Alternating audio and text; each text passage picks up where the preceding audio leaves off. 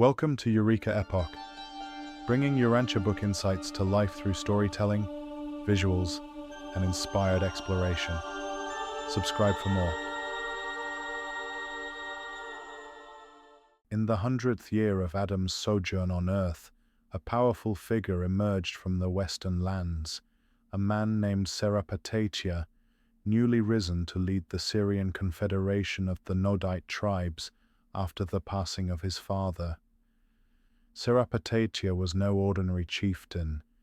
He carried in his veins a noble lineage, descended from a former chief of Dalmatia's health commission and a brilliant woman of the ancient blue race. Generations of leadership had refined his bloodline, producing a man of intelligence, charisma, and ambition, a man born to influence. In his early dealings with the Garden of Eden, Serapatatia found himself deeply moved by the noble mission of Adam and Eve. The vision of planetary uplift and spiritual awakening stirred something in him. Upon securing his leadership among the Nodites, he boldly declared his intent to align his people with the Edenic cause. His tribes, recognizing both his wisdom and the promise of the garden, followed him almost in unison. Adam, often burdened by the slow pace of progress, was uplifted by this news. The most intelligent and capable of their neighboring peoples were now willing collaborators. Serapatatia and his council were received with joy and gratitude in Adam and Eve's home. Over time, Serapatatia proved himself an exceptional aid to Adam, a man of integrity and sincere purpose. Unbeknownst to him, however, his noble intentions were being subtly influenced by the unseen hands of Caligastia, the former planetary prince who had long sown chaos from the shadows.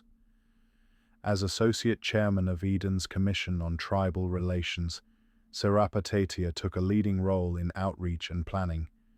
He spent many hours in council with Adam, and especially with Eve.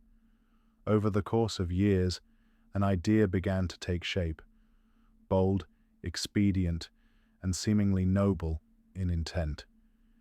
Serapatatia proposed that instead of waiting centuries to grow a sufficient population of the violet race, perhaps a mixed child, born of both Nodite and Adamic lineage, could serve as a catalyst for progress.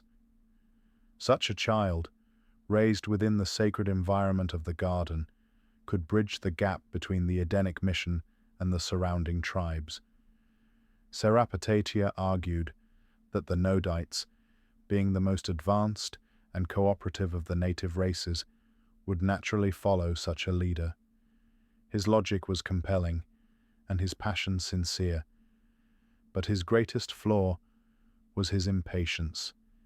He longed to see the fruit of their mission within his own lifetime. He reminded Eve that even Adam, for all his strength, was often discouraged by their limited progress. And so, the idea took root in Eve's heart. Over 5 years, it quietly matured in secret. Eventually, Eve agreed to a private meeting with Kano, the chief of a nearby friendly Nodite settlement. Kano, too, was a man of extraordinary intellect and bearing, a living echo of the noble beings once part of the prince's staff. On an autumn evening, beneath the fading twilight not far from the garden, Eve met Kano for the first time. She was struck by his beauty, his passion, and his belief in their shared purpose. Kano, like Serapatatia, saw in this plan a genuine opportunity to uplift the world. In that vulnerable moment, Eve made her choice. Stirred by flattery, hope, and a deep yearning to contribute something tangible to their mission, she stepped outside the divine plan. In believing she could hasten the upliftment of humanity, she acted on her own initiative. Before she fully realized what had occurred, the deed was done. The consequences of this single act would ripple through the history of Urantia. What began in sincerity and idealism would culminate in sorrow and loss, but it would not end in defeat. For even in the darkest turns of human misjudgment, the seeds of redemption are never beyond the reach of divine mercy,